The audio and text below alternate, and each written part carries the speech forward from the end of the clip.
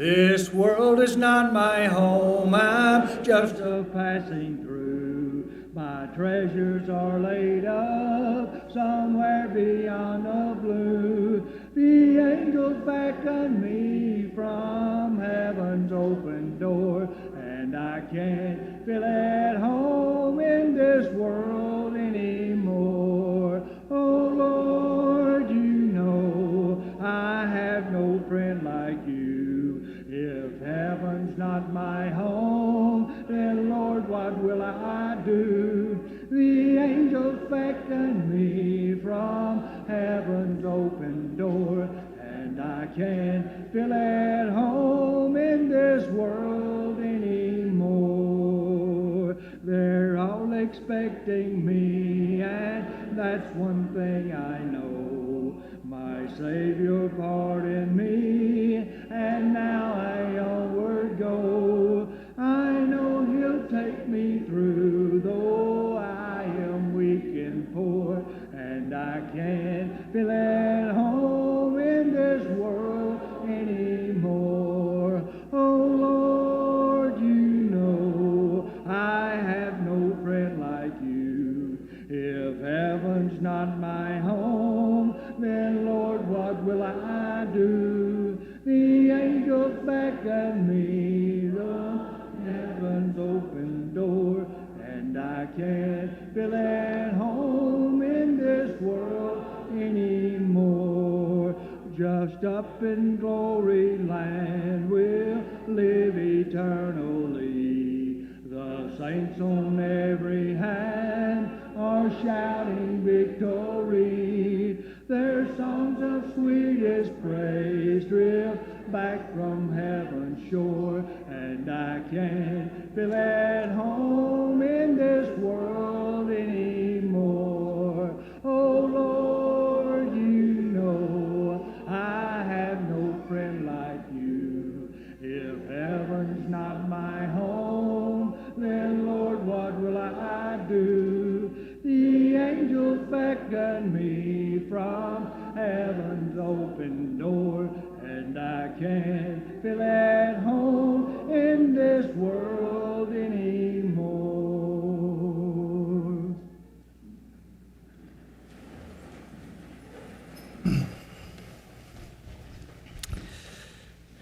Imagine for a moment that it is the fourth quarter in the Super Bowl. And the game is very tight. It's about a one-score game, a little less. The team that is down has the ball and is driving. They're in the red zone. And they have their play that they like to go to, as all teams do. And as the quarterback drops back, he's going to make a pass to try and get it to the most prolific playmaker he has. The defensive back jumps the route and intercepts the ball, and thus seals the game for his team. Now, all we see when we're watching, and all we hear commentators say is this: the back made an incredible interception, an improbable interception about what was in this crucial moment in the game. But here's the thing that we don't see, is that for the weeks leading up to that Super Bowl game, this defensive back locks himself into a film room, and he studies all the game film he can get his hands on. And not only is he studying the game film, he's mapping out tendencies.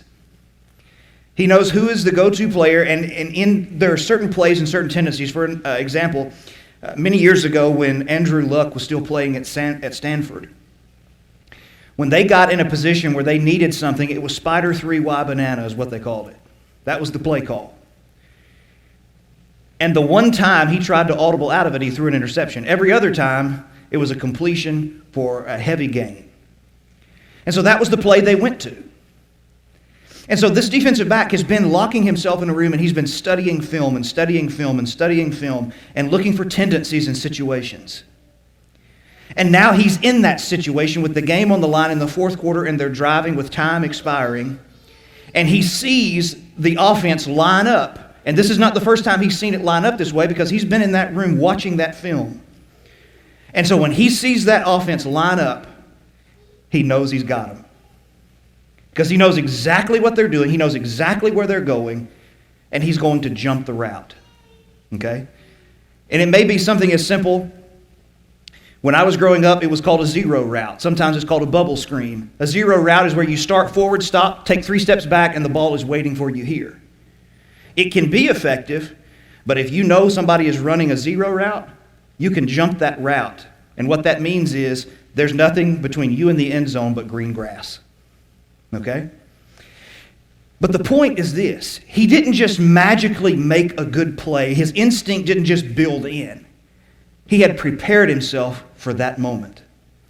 And when the moment was upon him, he simply did what he did. It was all about preparedness. And that's the importance of being prepared. Because when the moment comes, we're ready for it. And we're not caught on the back of our heels. We know exactly what's taking place in front of us, and we're ready to react in the right way. And there really is something to preparedness, the importance of it, because preparedness indicates something about our dedication, really. If you want to be prepared, it's because you're dedicated. You think it's important enough to invest time in and to be ready. By the way, in certain situations, the off chance that you might get to do it. Doesn't mean you're going to get to do it, but the off chance that you might get to, you want to be ready. Now, when it comes to preparedness, as we think about what we're going to look at in Nehemiah chapter 2, Nehemiah is one of the most prepared men you'll ever meet. He is ready.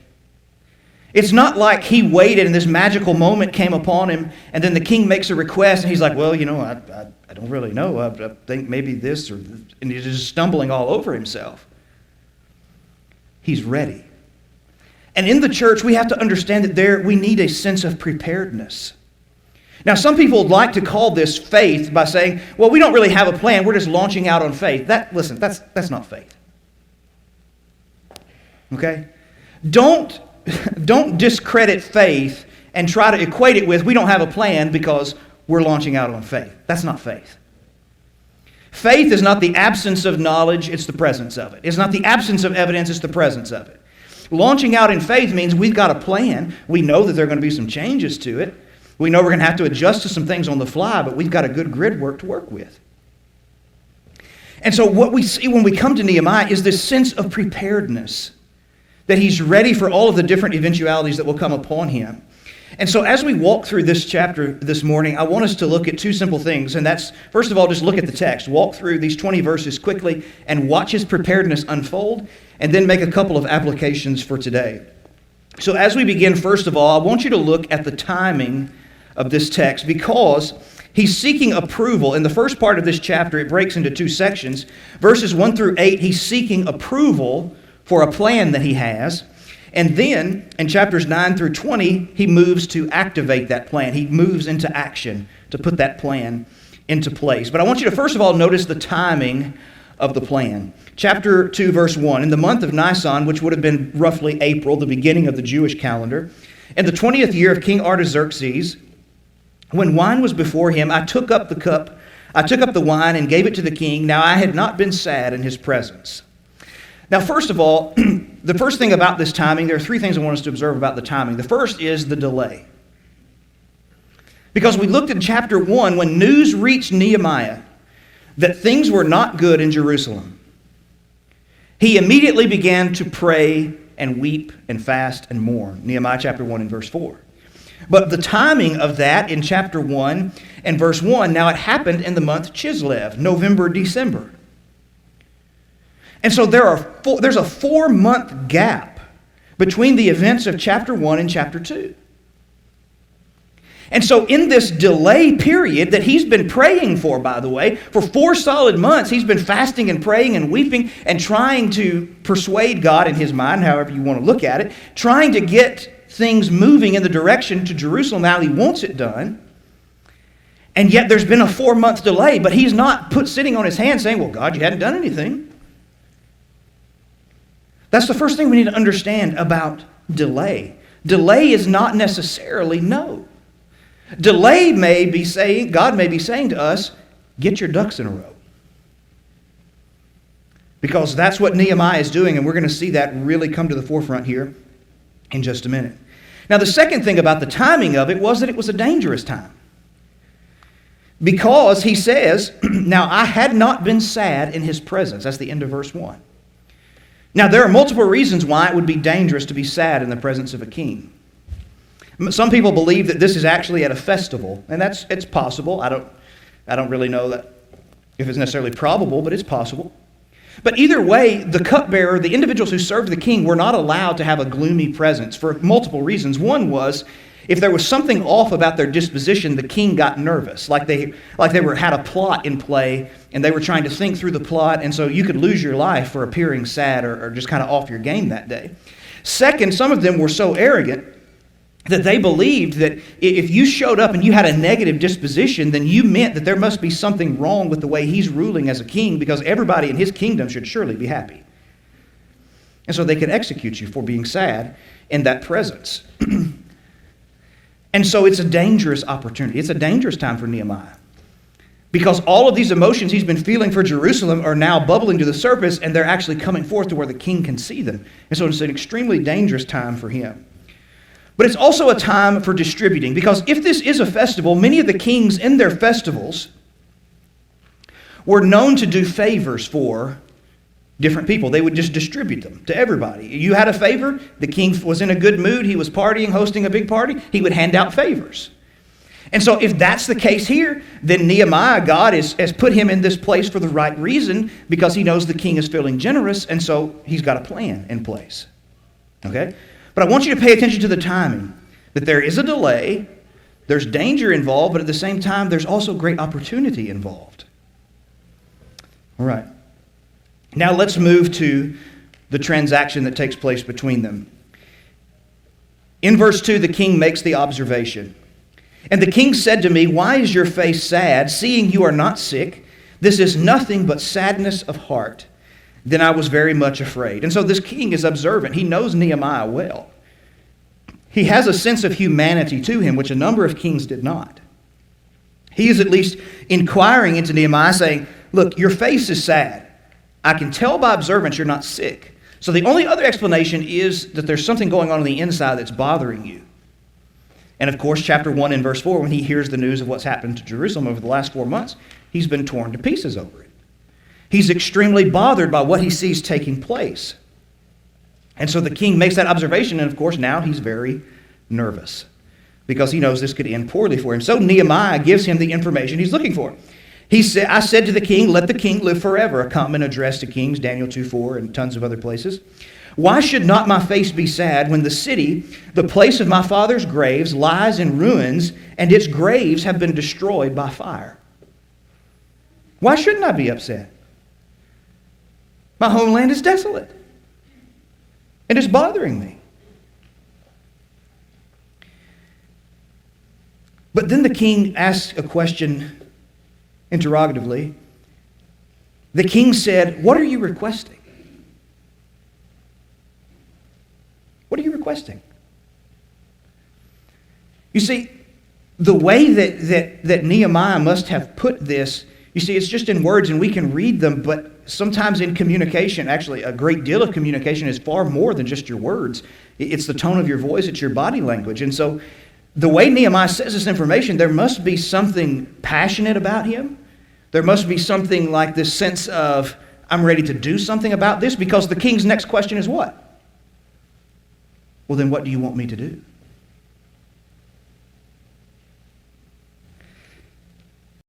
And this is where we learn that Nehemiah has been planning something. Watch him unfold his explanation. Number 1, I love what he does at the end of verse 4. "So I prayed to the God of heaven." Now this is all in the same setting. So it's not like Nehemiah says, "Okay, king, wait just a minute and let me go pray about it and then I'll be back." That's not what this is. This is him saying, the king has asked him, "What do you want me to do?" And in Nehemiah's mind, he's talking to God. "God, help me. What do I need to say? Help me to have the right words. Help me to have the right wisdom. Help me to have the right delivery." It's a very quick prayer. But it's what people who are connected to God do. In every moment of their life, they want God near. And in moments, Nehemiah realizes this is the critical moment that he's been praying for, and he wants to get it right. And so he seeks God obviously we're implying here, but I don't think it's a very far jump. He's seeking God, saying, help me in this moment for which I've been preparing. You've opened this door, now let me walk through it the right way. So the first thing he does is pray very quickly. Then he says this in verse 5, he lays out his project. And I said to the king, if it pleases the king, and if this servant has found favor in your sight, that you may send me to Judah, to the city of my father's graves, that I may rebuild it. He knows exactly what he wants to do. Notice, had he been just sitting on his hands, and this is what tells us he's been planning. Because in this 4-month process, he's been thinking about, okay, I wonder who would be, we got wall problems, so who would be the best person to do this? I wonder how much stuff it would take. I wonder what it would need to accomplish this task. And he's obviously been doing a lot of research and a lot of planning, as we're going to see it unveil even further here. Because when the king asks, he says, I want you to send me. Now, do you see the proactive nature in that? He doesn't say, I want you to send somebody else. He's saying, I want you to send me. I want to take care of the issue at hand. Okay? Send me back to this particular place. Then they discussed the timetable. Verse 6, and the king said to me, the queen sitting beside him, how long will you be gone? When will you return? So it pleased the king to send me when I had given him a time. And so not only does he know what he wants to do, he knows his project at hand, he also knows how long it's going to take. And he can give him a solid, definitive answer. Now, how in the world does he know that had he not been preparing over the last 4 months? How does he know that? Now watch him. The king doesn't ask anything further. Now Nehemiah goes on the offensive even more and says, okay, but I'm also going to need some other things. Look at verse 7. And I said to the king, if it pleases the king, let letters be given me to the governors of the province beyond the river, talking about the Euphrates River, that they may let me pass through until I come to Judah. He says, you know what? This is what I want to do. This is how long it's going to take, but I'm also going to need some paperwork. Because I'm going to be passing through royal passages, and they're going to want to see my paperwork. They're going to want to know, do I have the qualifications and the documents to be able to do this? And I know beforehand I've got to have these things in place. So when I get there, again, he's not disorganized. He's not haphazard, not saying, oh, well, God will open a way and they'll magically come down, and then I won't have to have my paperwork. Had he not had his paperwork, he would have gotten to the first stop and they'd have sent him all the way back, and then he'd had to go through all this process again, probably gotten canceled in the process because the king would have said, you're not prepared for your job. And so he's got his paperwork in line. Then he says this, verse 8, and a letter to Asaph, the keeper of the king's forest, that he may give me timber to make beams for the gates of the fortress of the temple, and for the wall of the city and the house that I shall occupy. He also knows what he needs. He's going to need timber. Now, the kings owned their forest, and people were executed for hunting on and cutting down trees in their forest. It's documented. And so he knows, and most likely the forest here is from Lebanon, because they were involved in the building, the cedars of Lebanon. They were involved in the rebuilding of the temple in Ezra 3 and verse 7. And so he comes to the king and says, this is what I'm going to need. I'm not only going to need passage into these places, I'm also going to need some provisions. I'm going to need some materials in order to accomplish this. Okay? So what does the king say then? And the king granted what I asked. For the good hand of God was upon me. The good hand of God. The hand of God is especially used in reference to the exodus from Egypt. God with a strong hand overthrew the Egyptians and delivered them from Egyptian bondage. That same language is being used here. It's used a lot in Ezra, describing God's providence and his providential care for his people. The good hand of God was upon him. God was working providentially through this. And so you see the fact that he is ready. Now, to some people, this doesn't make a lot of sense because this seems boring. And so what does this have to do with doing the work of God? Now, here's what I would say in response to that. If I cannot see how preparation and the work of God go together, then I have missed something.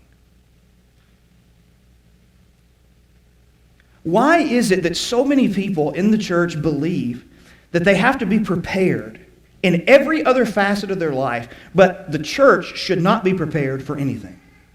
That we should just one-off it and wing it, and then we one-off it and we wing it long enough to where everything falls to ashes in our hands, and we step back and say, well, I don't know what happened.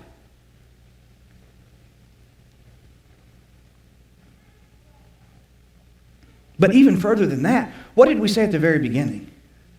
Preparation is an indication of what? Dedication.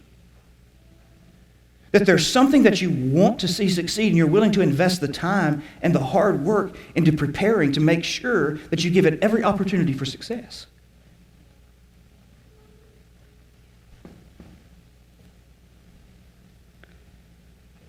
So,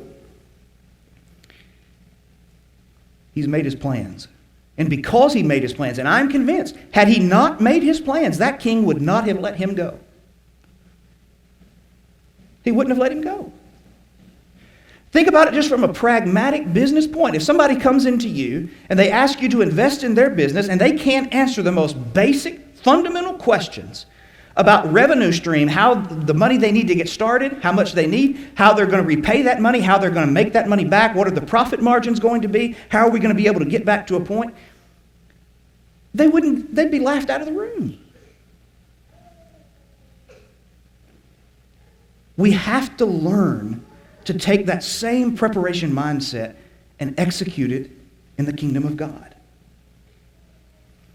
Now watch him as he begins now to put things in motion. In verse 9, and verses 9 and 10, he first arrives on the scene. Then I came to the governors of the province beyond the river and gave them the king's letters. Now the king had sent with me officers and army horsemen. But when Sanballat the Horonite and Tobiah the Ammonite servant heard this, it displeased them greatly that someone had come to seek the welfare of the people of Israel.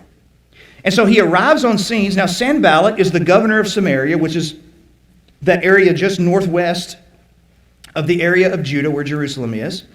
And then you've got Tobiah. His origin is a little bit harder to ascertain, but he's most likely a leader, at least in the Persian Empire, and may have some connections to the Jews if he's the same Tobiah of Ezra 2, verse 60.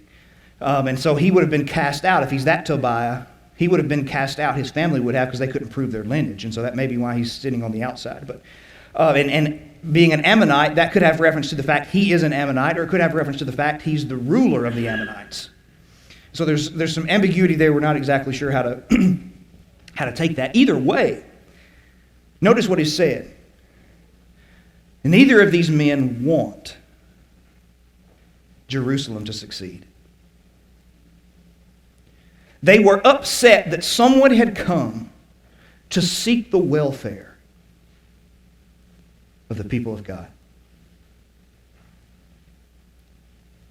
Now, sometimes this comes under the guise of people saying, things are fine just how they are.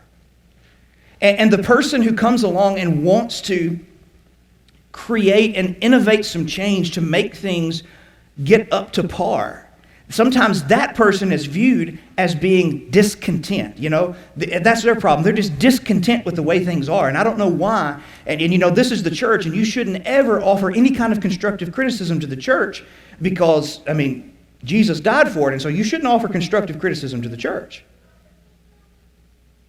Now, these are things I've heard with my own two ears.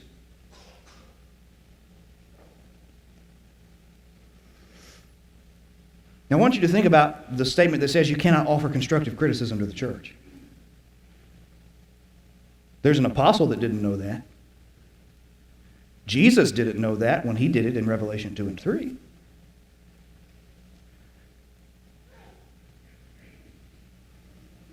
What it really boils down to is when people are making those statements, they are comfortable where they are. And anything that would force them outside of their comfort zone, they're going to push back against. Because I'm just comfortable the way things are. And they don't like that Nehemiah has come. Because, by the way, when Nehemiah arrives with a special escort, you know what he's telling everybody? I'm here on the authority of the king, and I'm here to do something. I'm not here to be some puppet governor like the rest of you guys who don't care anything about your people. I'm here to make some changes. And so he arrives, and he's already set a tone with his arrival. And the people know that he's ready. Then, in verses 11 through following, he seeks to survey the city and make his assessment. Now, first of all, this assessment takes two particular different routes. First of all, he does it in secret. Look at verses 11 through 13. So I went to Jerusalem and was there 3 days, and then I arose in the night, I and the few men with me, and I told no one what my God had put into my heart to do for Jerusalem. There was no animal with me but the one on which I rode. And I went out by the night by the valley gate and the dragon spring and the dung gate and inspected the walls of Jerusalem that were broken down and its gates that had been destroyed by fire. Then verse 16, and the officials did not know where I had gone or what I was doing. I had not yet told the Jews, the priests, and the nobles of the officials, the rest who were to do the work. He's assessing the situation. He has to go and see it firsthand. This is the first time Nehemiah's ever seen Jerusalem. So he goes out, but he does it in secret. Now, this is a guy who's not, listen, he's not interested in getting people riled up by just throwing, half-cocked political campaign schemes. We're going to do this. We're going to make America this. Right? By the way, that's not to a political party. All of them do it. They all say they're going to make America something. Okay? And so we make these claims, and then, but a lot of those claims don't ever come true. All you have to do is read a presidential biography. They will tell you they're saying those things to get elected, when they know for sure they can't get them done. They will tell you that. Read Bush 41's biography and the tone that he took toward Russia, even though he was telling the leader of Russia the whole time, I'm posing this way because I can't get elected without it, but I plan on working with you. Okay? That's not what Nehemiah is doing here. What he's doing is very quietly going about his business. He's looking at what is happening, because he doesn't want it getting out. He simply wants time to assess the situation and to see reality for what it is. But the second thing he does in this process is to survey the damage.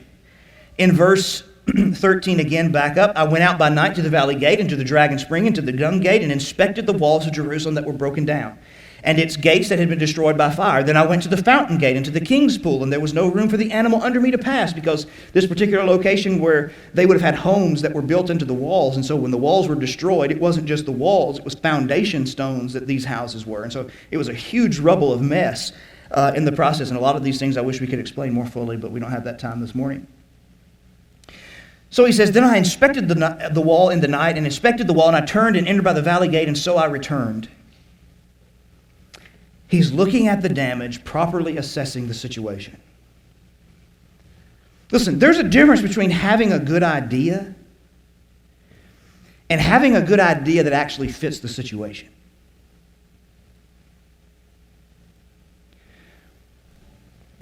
You go to church workshops, leadership conferences, preacher conferences, they have these things, and they'll have these sessions called, this is what we're doing, it worked for us, it might work for you. Now, the people who are organizing that have their head on straight. But some of the people who go into those sessions do not have their head on straight, because they take what a congregation is doing and they think, oh, that's great, I'm going to take that and do that where I am. But they never stop to ask what? Does that fit what we are doing? Does that fit what we're about? Does that fit the skill set of the congregation? Is that really a need that we have right now? It's not about coming up with some one-off scheme saying this is what other people are doing. Every church has its own personality. And you have to build according to that. You're still staying faithful to the Word of God, but you have to build in according to that. And so Nehemiah is not saying, well, I see what they did over here to rebuild these walls. He's looking at his walls. Because he's not rebuilding those walls, he's rebuilding these. And so he surveys the damage. And then he moves to his people. And he makes an appeal to them. Notice what he says beginning in verse 17. Then I said to them, you see the trouble that we are in, how Jerusalem lies in ruins and its gates are burned. Notice the first thing he has to do with them. In his first meeting with the people who are going to rebuild the walls, what is the first thing he has to get them to see? They have to see the problem. Until, it doesn't matter that Nehemiah sees the problem. Nehemiah can't rebuild the walls on his own. It's not until the people actually see there's a problem that something will happen. And that's why he says, you see the trouble that we are in. He doesn't detach himself from the situation. He says, we're in trouble because we don't have walls. We don't have protection. Surely you see that is a problem.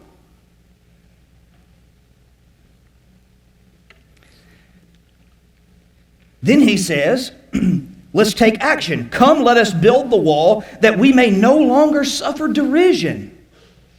The reason why we're being abused and mistreated by everybody on the outside is because we have no walls. In essence, what he's saying is, when is enough going to be enough? When are we going to stop taking it lying down and letting people walk all over us? And when are we going to stand up and build these walls and be what God wants us to be? Then he gives them some assurance in two different directions. And I told them of the good hand of my God that had been upon me for good. He told them, look, God is behind this endeavor. And then he said, and the words of the king that he had spoken to me. So we got God on our side. We've even got the government on our side in this situation. There is no reason why we should not be doing this. Therefore, what do the people say? Let us rise up and build.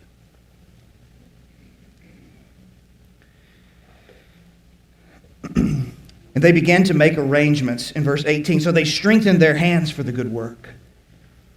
Now everybody is starting to move, and now we've got busyness.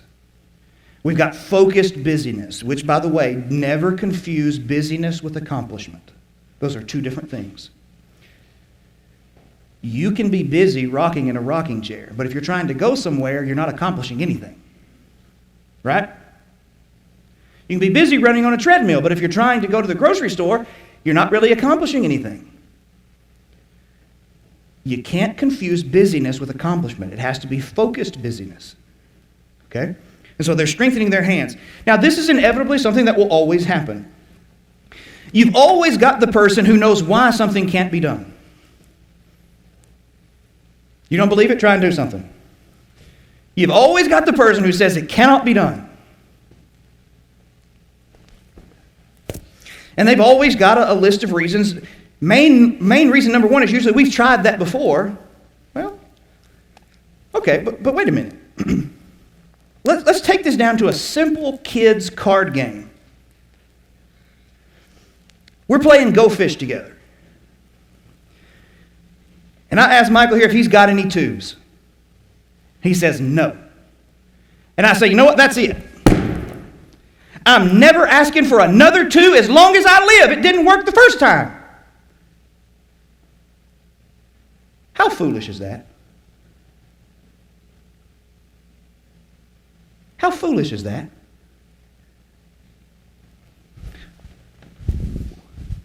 What am I not taking into account? Later in the game, he might actually draw some. Circumstances change. There's variable change. And just because something didn't work the first time, you're assuming it was perfect the first time it was attempted.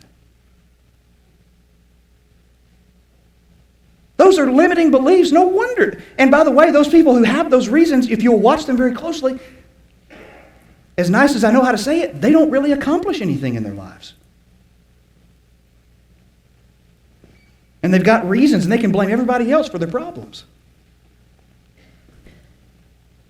So, here are our people. Verse 19, Sanballat the Horonite, Tobiah the Ammonite, the servant of Geshem the Arab, heard of it. They jeered at us and they despised us and said, what is this you are doing? Are you going to rebel against the king? Now, they know good and well they're not rebelling against the king. Nehemiah showed up with paperwork. But the people don't know that. You see, a lot of times these naysayers, they don't actually go to the person who's actually trying to lead the change.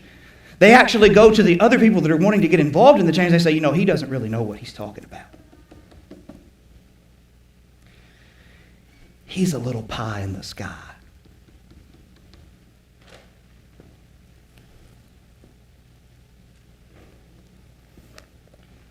Now watch Nehemiah's response. Then I replied, the God of heaven will make us prosper, and we his servants will arise and build. You have no portion or right or claim in Jerusalem.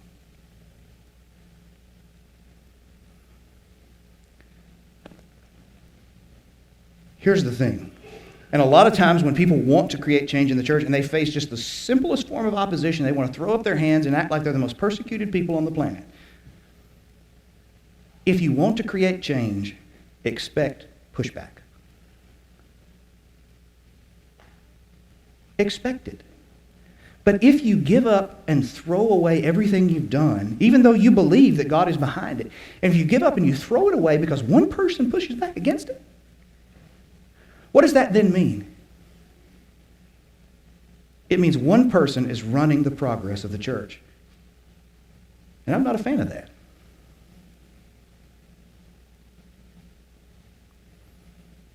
We've got to have a degree of toughness. Do you believe in what you're trying to do or do you not? Because if you believe in it, okay, they may not believe in it. But you know what? In time, they might come to believe in it. All right, real quick. Let's look at it. 2 simple points. Let's ask ourselves this question. What are we doing to prepare ourselves for the doors of opportunity that God will open? People say, we've been shut down for a year. That's right. And what have we done with it?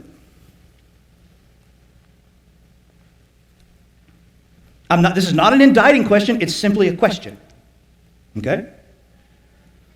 I couldn't answer this question. I don't presume to know everything that goes on with 200 people.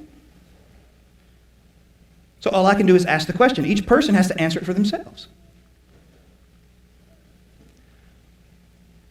So we've had almost 12 months of restricted time, our time, for many people. Some people, their lives have gotten busier in Corona. I understand that. But for a great portion of us, things have been a little bit slower.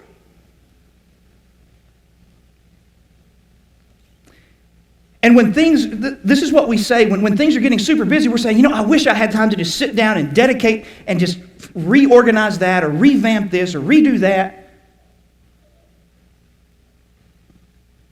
Then we got a solid year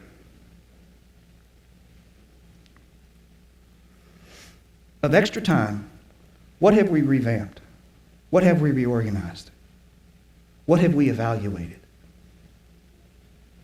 What have we drawn up?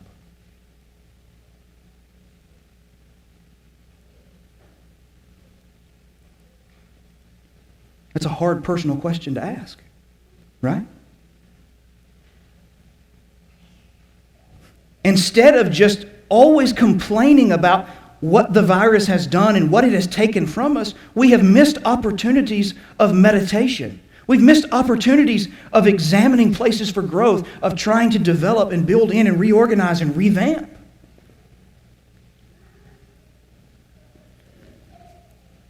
Nehemiah had to go on a 4-month skid, and what did he do with his 4-month skid where God wasn't giving him the answer he wanted? He put his head down and he worked.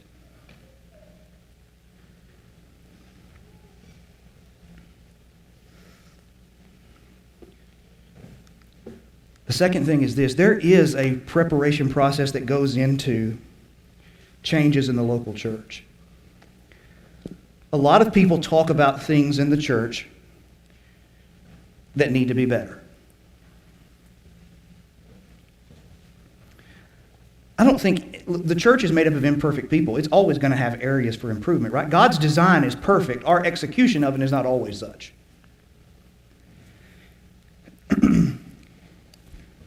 But there's a process to this. There's a little bitty book called The 1 Minute Manager. I think Blanchard and somebody else wrote it. 70, 80 pages. And in this book, talking about managing your employees, the rule that they set out is this. If you have a complaint against something, then you had better quickly follow it by a proposed solution. Otherwise, you're just complaining, and I don't want to hear it. If you believe it's really a problem and you believe it really needs to be solved, then start coming up with something to solve it. That's their basic premise. And in the church, if we see things that need improvement, we've got to stop, and I'm speaking generally, we've got to stop roasting people over Sunday dinner because they didn't do this and they didn't do that, even though they're only a handful of people. And it can't be something that says, okay, I'm leaving this afternoon. Mr. Keith, I think we should probably do something about the people that we feed, and I hope you take care of that. We're not feeding enough poor people. That's not a proposal. That's not preparation. Nobody is disagreeing with a very simple fact that every church in America could do better about taking care of people who are poor.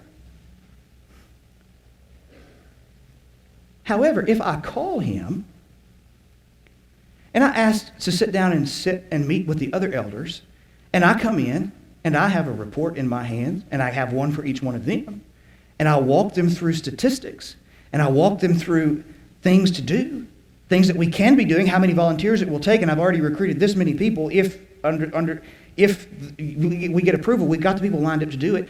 The only thing we might need is a budget thing, and I've looked at the budget, and I think there's probably some room here. We can do this. Isn't there a big difference in that and just saying something in passing when you're walking out the door?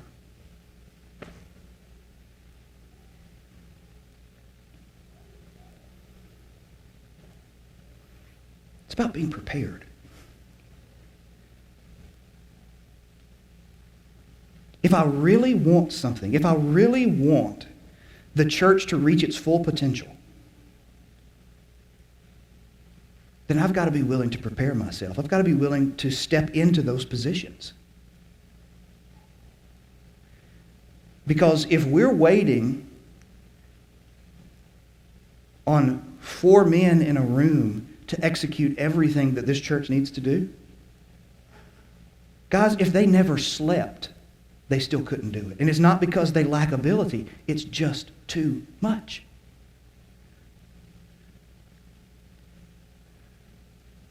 We have to do it together. We have to do it together. And that's what Nehemiah chapter 2 is about. Doing it together, being ready. And when God opens the doors of opportunity, when this coronavirus lifts, being ready to run like nobody's business. That's preparation. As we close out this morning, I wanted to simply ask this question about preparation again, but more about eternal preparation. Are we prepared for eternity? I'm not a New Testament Christian. I need a penitent faith over my sinfulness, penitent faith in Jesus over my sinfulness, confess Him before others, and to be immersed in water for the forgiveness of my sins. If I'm a New Testament Christian, maybe I haven't been living faithfully. Maybe I've abandoned the Lord and I need to straighten those things out, make sure that I'm prepared to meet Him. If we can help you do that, that's what we desire to do this morning. So let us know as we stand and sing this song.